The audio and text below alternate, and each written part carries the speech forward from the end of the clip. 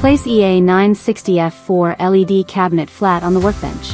On the left side of the cabinet, insert the fixing screws into the designated positions and tighten them. After that, open the rear cover of the cabinet, place PCB board and power module into their designated positions, and secure them with fixing screws.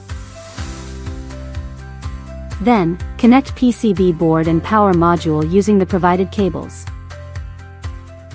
Once the internal connections are complete, place the 6 LED modules into their respective positions one by one, and use a hex key to tighten the latches on all LED modules to ensure they are securely fastened. After installation, transfer the unit to the next stage via transport cart. The LED screens are transported by cart to the aging test area. Move EA960F4 screens onto the aging test racks, and use the fixing screws on the left side to connect and secure adjacent screens. Then, use metal brackets and screws to fasten the screens to the mounting frame, tightening all screws one by one.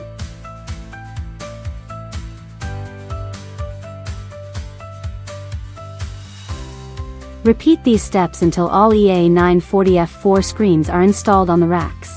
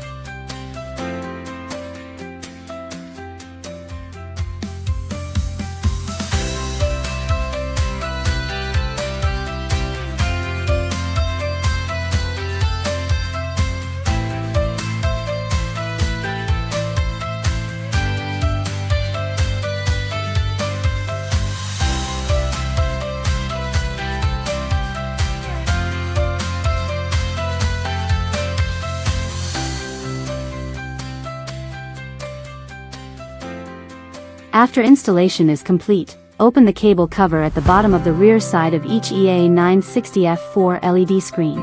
Connect the power cables and data cables between adjacent screens. Repeat this process until the power and data connections are completed for all LED screens.